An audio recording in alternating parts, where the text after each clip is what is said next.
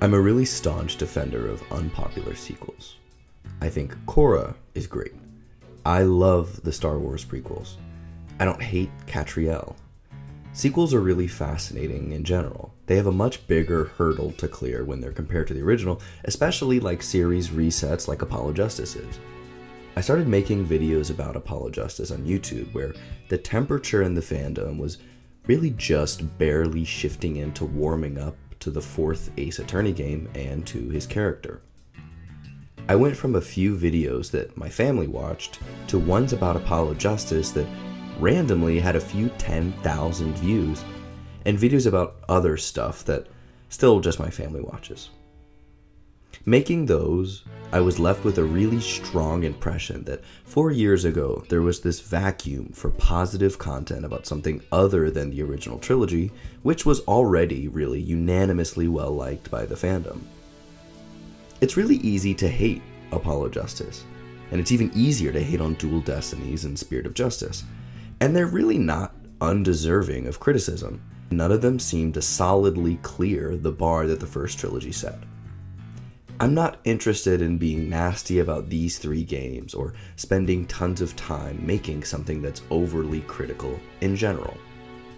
We've seen enough videos of people talking about how blank game ruined this character or this story or how it failed or whatever. My criticism is from a place of total love and admiration. I think making anything, a 3DS game or a little YouTube video, is really remarkable and what it's all about. And I only feel bummed because of how much love I have for Apollo Justice as a character and for this series. We're going to talk about Dual Destinies in specific here. It's a very clear inflection point between Apollo Justice and Spirit of Justice in its tone and in its treatment specifically of Apollo. And it's a bummer in a lot of ways. It's the first game not written by Shu Takumi, who didn't direct Apollo Justice but wrote its scenario. Apollo Justice the game had mixed reception on release. It was a reset of the series and had the tough job of following a really fantastic finale to the first trilogy of games, which was really cleanly tied up and concluded. Shu Takumi reported that he received two demands from above him. Firstly, that Phoenix Wright must appear in Apollo Justice, and secondly, that the game should include something about the lay judge system. The second demand is somewhat value neutral. The scenario involves something called the Mason system, which was explored very well and fit the story very well. The first demand, however, is a bit more difficult. Having a new protagonist who's tasked with following up Phoenix, who himself had 3 games to really ferment and grow, is difficult. The task gets a lot harder if Phoenix himself appears in the game. How do you write Phoenix in a way that doesn't steal the spotlight, but is still engaging and faithful? And the scenario developed is remarkably clever. Phoenix showing up as some sort of shady, disheveled dude who's been disbarred for forging evidence, and sort of does forge evidence in Chapter 1, is really good. We want to investigate what happened to him as Apollo. Apollo is well written as the inverse of Phoenix, and gets a really fun game, which I think is more engaging than Phoenix's first game, and gets a few nice cliffhangers into a potential sequel. The next game is really primed wonderfully for Apollo and Trucy and Clavier to blossom into really fantastic characters and fan favorites. And now we're at Dual Destinies. Despite everything I've said so far about this being Apollo's game, I want to make clear that it doesn't have to be. I'm okay if this game wants to take a break from Apollo and explore someone else. I think Athena Sykes gets a worse treatment than Apollo here because at least Apollo got a game to develop. Athena, Apollo, and Phoenix wrestle for time in this game, and it's really not a good use of any of their time. So if this is Athena's game and Phoenix is a mentor like Mia, I think that would make a pretty wonderful and clean story. But we want to include Apollo because he's part of the crew now, and we want to write an overall scenario which ends with a dramatic case that has important stakes related to some kind of backstory for our protagonists. We don't really have to do that, but Turnabout Goodbyes, Bridge to the Turnabout, and Turnabout Succession all do this, so we're kind of developing a mimetic series-long pattern. Justice for All, with Farewell My Turnabout, crucially, as the second game, doesn't have us learn about Phoenix as a kid with some old case or old murder. We don't have any backstory with Francisca. It's just a straightforwardly dramatic case. Dramatic things happen to Phoenix, Maya, Francisca, and the case has a lot of room to breathe and be engaging on its own. But Dual Destinies wants most of its runtime to be piloted by an attorney we've kind of played enough of at this point, have a new backstory for its new prosecutor we just met, have a new backstory for a new protagonist, a new backstory for the protagonist we just met and already learned about in the last game. And this scenario sort of strangles every other good idea that the Cosmic Turnabout has. There's too many balls in the air for this story to be well told. We just won't have enough time to appreciate any of them. And to be clear, Simon's a good prosecutor. Apollo covering his eyes with a blindfold so that he can't tell his friend is lying and putting his old uniform on over his suit is great writing and really sick design. Fulbright's story and twist are really good. Athena isn't super interesting here to me, but she never had a chance to be. Aura Blackquill is really engaging. How many of these are supposed to land in one case, especially when they're fighting for time with our two new protagonists and their new backstories? The setting for these cases are all S tier, even better than the original Trilogy settings, I think. A bombing in the courtroom is great. A murder in the yokai town is perfect, no notes. I think the monstrous turnabout is unpopular, but it's really fantastic. Apollo shines here, I think. It's his only real case. The animation of Jinxie slapping the warding charms is the best use of 3D in the game, and the game needed more ideas like this. I love the Tanuki guy. I love the third case, the murder at the university. I think Means is a perfect villain. His breakdown is perfect. I think these three are perfect and are very interesting.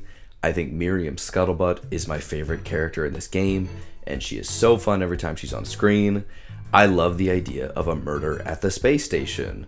The set pieces are kind of more boring than they should be, and I don't like Apollo and Athena's involvement here, but Aura is great, Clay is great design, Starbuck's not bad, Yuri is fantastic.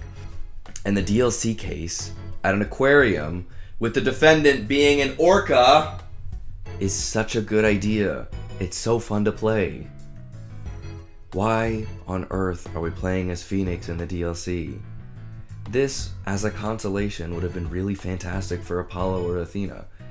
Or, a better idea, if we want to keep Phoenix here in the backseat for the rest of the game, he can have his first case back as a lawyer as the DLC. That's a great little treat, and then we could have Apollo or Athena take the main seat in the rest of the game.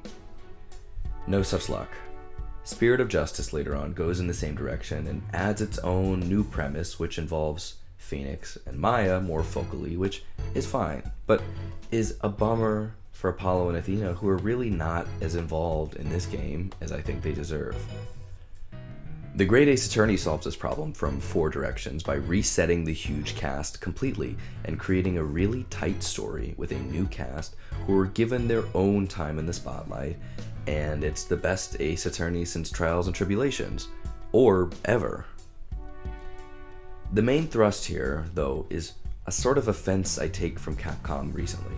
There's this sort of unavoidable storm from a few competing factors which on their own are all understandable, but create this kind of slope of motivations which accumulate in a really sour note. Firstly, the 3DS store closes after 12 years. That's difficult for a few reasons, but not unreasonable. For media preservation and access to old games and old ideas, it's sad to lose access to games which so far only live on the decade-old console. This, combined with the profitability and general cultural focus on remakes and sequels, means that it's really super cost-effective to remaster old games with new art for whichever console is current. We want to package these old DS and 3DS games into a trilogy in the same make as the original Phoenix Wright trilogy of Ace Attorney, Justice for All, and Trials and Tribulations. We're not doing investigation, so that means Apollo Justice, Dual Destinies, and Spirit of Justice are getting remade. But what do we call this trilogy? These 3 games are more loosely bound than the original trilogy, but Apollo Justice is in all 3 as a playable character. This new trilogy comes to be known as the Apollo Justice Trilogy, and I don't really need to articulate why this bothers me. You see it already. I've explained it already. This is a trilogy that began with a demand from above to include Phoenix Wright in some capacity, and was followed up by a game which was disinterested in the new protagonist and that wanted to lean on a character everybody already liked who had been thoroughly characterized already. Apollo Justice the game walked a tightrope with its new protagonist and put him next to Phoenix unflinchingly. Dual Destinies was not as brave and wasted its few really good ideas by packing the game too tightly with people to care about, with too many attorneys to play and too many backstories to keep track of. I'll close this with a quote from Shu Takumi. Take this with a grain of salt. I think author worship is the enemy of loving a remake or a reboot, and being more faithful to the text you loved than the creativity and spark and bravery that it took to write it is a really easy way to hate every new thing you play that isn't like the material it's following. Quote, I do have mixed feelings about it sometimes, admitted Takumi. For instance, I was really surprised to see that after we focused on the new character of Apollo in the 4th game, the Dual Destinies team decided to bring back Phoenix. Ultimately though, having creators other than myself take the helm is a valid choice, as it brings new directions and new story possibilities. Thank you for watching this. Let me know what you thought.